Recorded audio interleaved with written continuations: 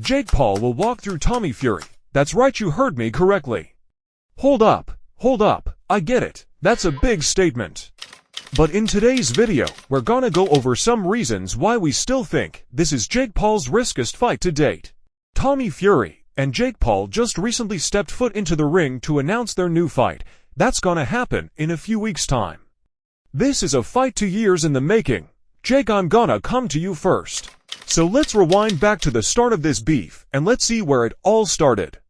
This all started 2 years ago, where the fight was announced between these two after some online talk went down.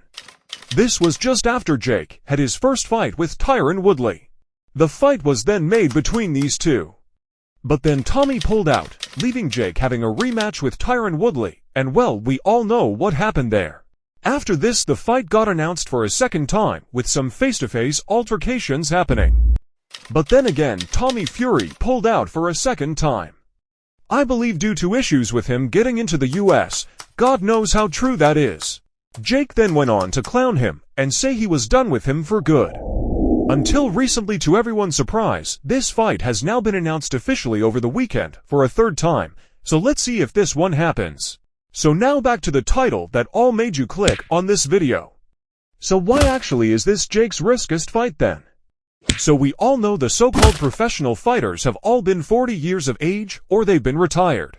But now we have a fresh young experienced fighter with the Fury name who's looking to take Jake's head off. Tommy Fury is a boxer with amateur and professional experience.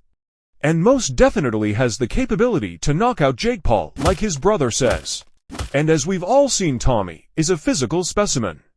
So it'd be interesting to see if Jake would be able to get past this challenge of a genuine boxer with years of real boxing experience. Fury isn't an MMA fighter.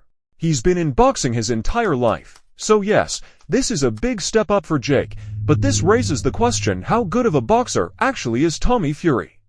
First off, I'm going to bring up the elephant in the room.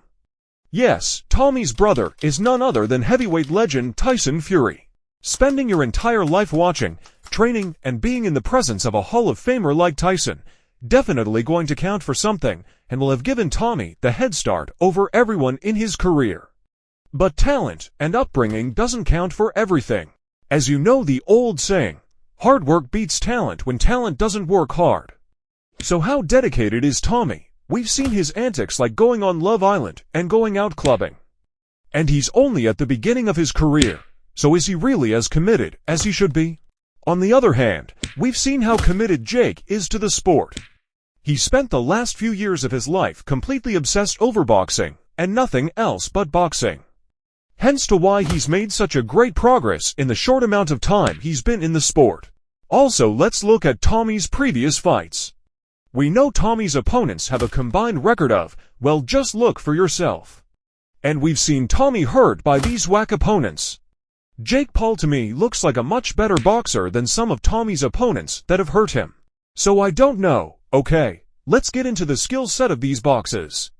Before we do this, if you're enjoying the video, make sure you leave a like, subscribe, comment, and tell us if you're enjoying the content or not.